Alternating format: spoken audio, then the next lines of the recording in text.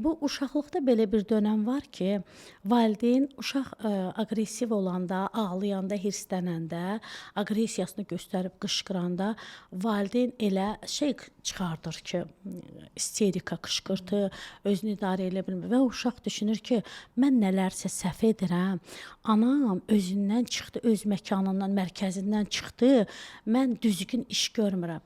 Mən özümü bastırmalıyam, aqressiyamı bastırmalıyam, özümü çox yaxşı aparmalıyam. Onda o uşaq necə böyüyür? Qurban proqramında daim həyatını aqressorlar çəkir. Gələcək Karpmanın 3 bucağı var. Burada qurban, xilaskar və yuxarıda kim var? Aqressor. Rus dili преследователь, orada жертва, спасательdir. Və bu nə üçündür? Uşaq orada qurban obrazından çıxmır.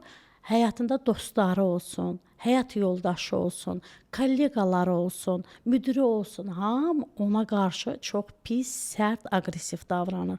Çünki uşaq dedi ki, mən uşaqlıqda göstərdim, anam mənim anlamayacaq dərəcədə qəribə-qəribə özünü apardı, özünü idarə eləyə bilmədi və yaxud anam, çünki gestalt terapiyada, mən gestalt terapevt olaraq deyim ki, kondisionerivaniya, elə bil ki, hissləri bir qaba yığıb necə onu şey edirsən, cilovlamaq, elə bil ki, necə idarə edəcəm, necə, bu necə olur? Uşaq ağlayanda, körpə uşaq ağlayanda, bələkdə uşaq ağlayanda, analar bəzən özlərini, bax elə dediyim kimi, öz hissləri o qədər çox olur ki, başlayırlar ya uşağa qışqırmağa, ya həyəcan onları tutur, ya dediyim kimi, bayaq o istirikli vəziyyətdə adekvat hərəkətlər etmirlər. Və o körpə uşağın əslində hisslərinə cavab verilmir.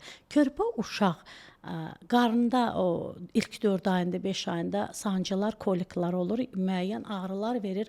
Orada həkimlər yaxşı bilir, bioloji proses gedir bağırsaqda.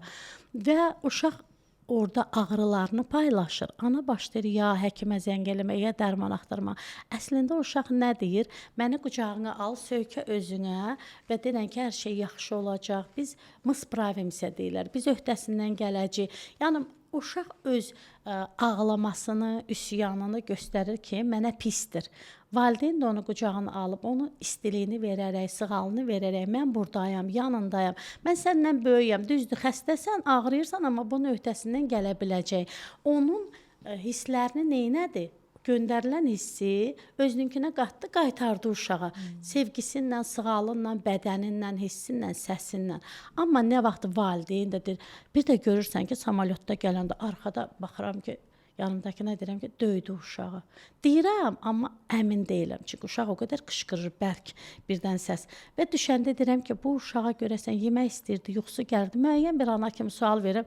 Deyir, xəbərin oldu, uşağı döydüm mən. Yəni, bələk uşağını, 6 aylıq uşağı. Xəbərin oldu, biz bu yaxınlarda Naxçıvandan gəlirdik. Və orada belə bir şey oldu. Çünki ana uşağın hisslərini anlayıb, qəbul edib, həzm eləyib, emallaşdıra bilmir özündə və neynir? İdarə edə bilmir, öz emosiyalarını idarə eləyə bilmir.